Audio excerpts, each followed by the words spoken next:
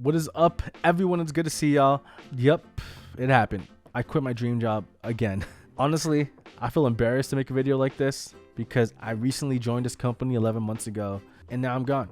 It is kind of crazy to think about me making a video like this because, as y'all know, as aspiring and current developers, I remember when I was aspiring developer looking at software engineer salaries and you're looking at people making $120,000 a year. You're thinking, I want to get there, right? And the thing is, I got there, but I made way more than that as a developer advocate, developer relations engineer at my last job. I went from being laid off from Entrepreneur Media to working at a startup making $90,000 a year to quitting that job on the spot to finding a job at that new place where I just left, New Relic, making double what I earned at the startup, more than double, by the way. And I was actually nearing getting promoted to a senior developer relations engineer there, where I would make significantly more money. And I left that job a little bit more than 2 weeks ago. It's crazy, right? Like, just talking about this, I'm now starting to think, wait, did I really quit? It really sounds dumb now that I think about it. But I'll tell you why. I'll tell you why I left. You know, before I even go further on this, I remember thinking that I myself, as a front-end developer, working at my mid-level position not too long ago, a couple years ago, I remember thinking that I would never make more than $90,000 a year. I thought that was the most I would ever make. I thought that was all that I was worth. I thought that I just wasn't that great of a developer, right? I just didn't value myself that much. To go from making $70,000 a year as a mid-level to making more than double that, way more than double that in a matter of years is mind-boggling. And it makes you think, why would someone leave a company paying them close to $200K a year? Especially a stable company that has 2,000 employees. What would cause someone like me to leave? Now, one thing I want to share is that it is no fault of anyone in that team, right? No fault of my managers. At the end of the day, one of the reasons that I end up leaving and quitting a job that paid nearly $200,000 a year is the fact that every morning I woke up from Monday to Friday, I was dreading it. Like, I dreaded waking up. I didn't want to go to work. Work felt like a job and no longer felt like just something I enjoyed. I just wasn't happy waking up in the morning. I didn't look forward to work anymore. I was tired of having 14 to 15 hours of meetings every week. As much as I love traveling, traveling could get exhausting. And I personally just felt like I couldn't really relate with anyone on the team. For me, team is everything. Feeling like you enjoy the people you work with. I mean, there's nothing on their end, right? There's nothing wrong with that team at all. It's amazing people. I just felt like I couldn't relate with anyone. I didn't have any friends in the team, to be honest, right? And I think that's very important because at every job I've worked at, from my first job, I still talk to my two colleagues from there, Tony and Jason. For my second job, I still talk to people from my second job, right? I still talk to my friend Jessie. There's another a female developer that works there too that I still talk to. I don't want to say her name. Then even at my startup that I worked at, I still talk to Luis. I still talk to people like Sarah from that job. And then from this job, even 2 weeks after I left, it's been 2 weeks since I left that company, I don't talk to any of them. No one messages me and I don't message them. There wasn't a really real relationship there, unfortunately, right? I guess I do talk to one person, but that person left the team as well. But aside from that, like, I think for me, relationships are everything. And I felt like I was just a cog in machine there. I felt like I just wasn't happy. And I think that's super important when it comes to working at a company, right?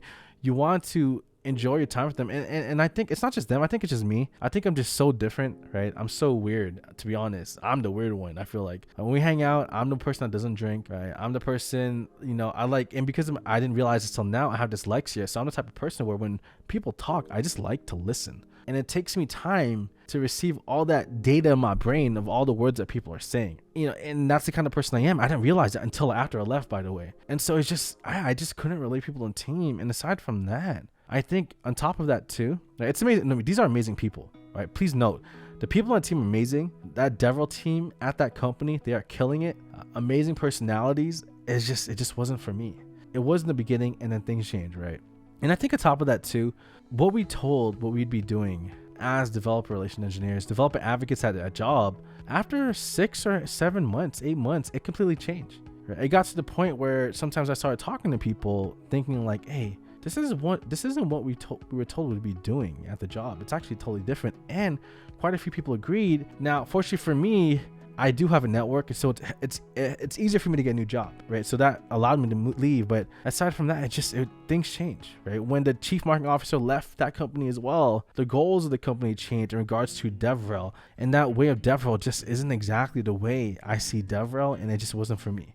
It went from streaming as much as we can, making video content everywhere, Instagram, Twitter, YouTube, you name it, to mainly writing technical blog posts. That's all they cared about. At least now. I don't know what happened, right? But for me, it's like my biggest strength is YouTube, making videos. My biggest strength is doing podcasts, creating audio content, Instagram posts, Twitter, streaming. These are my strengths, right? These 5 things. But writing technical blog posts is my biggest weakness. I didn't know until then, but it makes sense now that it is because of my dyslexia. If I knew that then, maybe I could find a way to fight around that. But yeah, that's my biggest weakness, and that is what they were looking for more than anything. Fortunately though, before I left, I feel like I did write a banger blog post for them, a really good technical blog post for them, something on the Jamstack, which was exciting. And I'm glad I wrote that before I left. But aside from that, yeah, I just wasn't happy. And it's kind of crazy though, right? Because I left a really big company. I think another thing to share too was that I was close to getting promoted. My boss would constantly tell me every couple of weeks in our one-on-ones, like, Chris, yeah, when January comes, I can really see promoting you to senior developer, and the senior developers there make maybe $30,000 to $50,000 more than I was making as a mid-level. So pay bump, not even just that, bigger bonuses, right? So that was exciting to see that happening to me. But at the end of the day, I don't join a company just for the money. And I'm very fortunate because, all right, everyone, I live way below my means. I recently bought a Porsche, right? 2018 or 2017 Porsche Macan. But then I sold it after 2 months because I realized I don't even drive that much. I don't even leave. So now I only drive our 2007, 2008 Nissan Versa around Las Vegas, right? And so because I live way below my means, one of the perks is that I don't need a job that makes that much money anymore.